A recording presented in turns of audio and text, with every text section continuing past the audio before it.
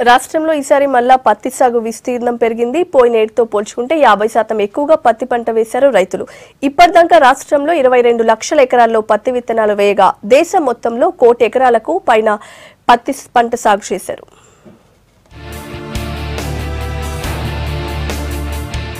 మిర్చి పంటకు రేటు తగ్గడంతో మళ్ళా రాష్ట్రంలో పత్తి సాగు పెరిగింది.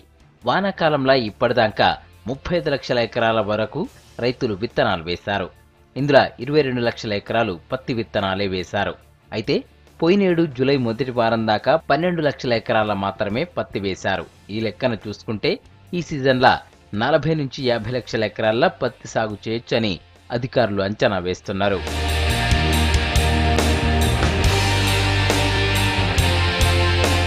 ఇతర పంటలకు సరైన గిట్టుబాటు ధర లేకనే రైతులు మళ్ళా పత్తి వైపు చూస్తున్నారని అంటున్నారు రైతు సంఘం నేతలు. దిగుబడి పెరిగితే పత్తి ధర కూడా తగ్గే ప్రమాదం ఉందని, దీంతో రైతులు నష్టపోయే అవకాశం ఉందని అంచనా వేస్తున్నారు. ప్రభుత్వం గత సంవత్సరం వద్దని చెప్తే పత్తికి మద్దతు ధరకు మించి రైతాంగానికి గిట్టుబాటు కావడం జరిగింది. దాని పరిణామం వలన ఈ సంవత్సరము దాదాపు 50% ఒక పత్తి పంటనే రీచ్ అయ్యేటువంటి అవకాశం ఉన్నది.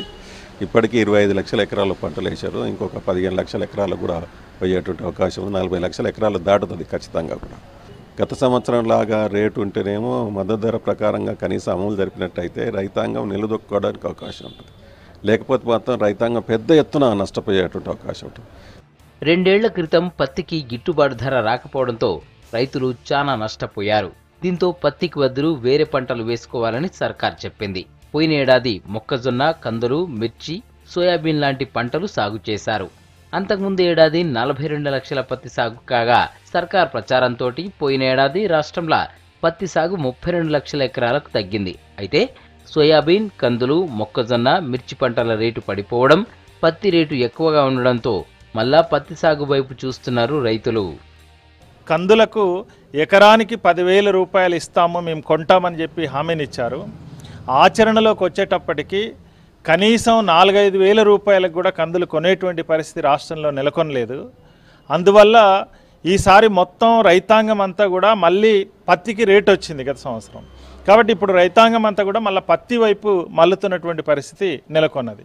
ఒకవైపు ఇతర దేశాల నుంచి కందుల్ని కానీ, పప్పు ధాన్యాలు కానీ, నూనె ధాన్యాలు కానీ దిగుమతి చేసుకుంటున్నటువంటి మనము ఇక్కడ మాత్రం రైతులకు ఆ రకమైనటువంటి ప్రోత్సాహాన్ని ఇవ్వట్లేదు. పంటల సాగు విషయంలో రైతులకు ఎప్పటికప్పుడు సూచనలు చేయాలని అంటున్నారు నిపుణులు.